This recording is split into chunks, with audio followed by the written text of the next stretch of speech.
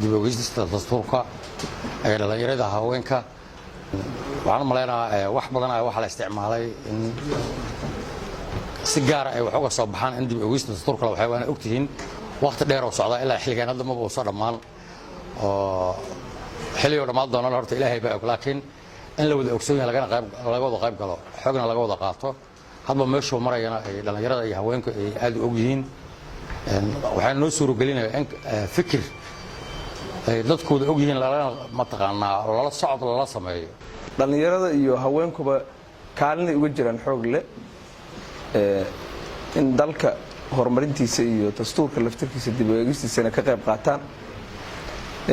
inay seminaarkan u furto wasaaradda dastuurka galmudug oo kaashanaysa wasaaradda federaalka iyo kulli hay'adaha taakuleynaya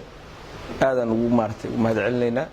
waana runtii muhiim in dhalinyarada iyo haweenkuba qayb ka noqdaan dastuurka dhalinyaradu waxay ku sheegi karaan markii afti la qaadayo dastuurku wuxuu u baahan yahay afti in la marsiyo oo dadweynaha dhan la weydiiyo markaas wuxuu noqonayaa dastuur dadka maagta muxuu ahaay lagu dhaqmi kara wadanka dhan hadda laakiin waa ku meel gaar saan aaminsanahay dhalinyaradu ay yihiin 75% haday habla yihiin haday rag yihiinba bulshada Soomaaliyeed ay yihiin laf dhabarna u yihiin dastuurka Soomaaliyeedna xuquuqaad badan oo uga maqan yahay dhalinyarada waxa laga maarmaan noqotay wasaaraduna ay muhiim u aragtay in bulshada la gaarsiiyo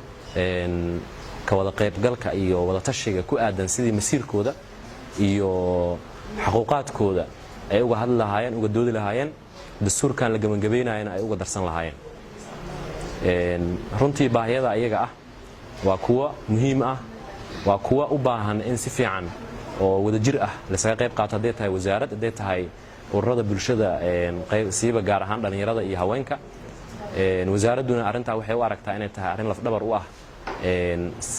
dadaalka loogu jiro in xuquuqda haweenka iyo dhalinyarada laga dhaxlo dastuurkan soo socda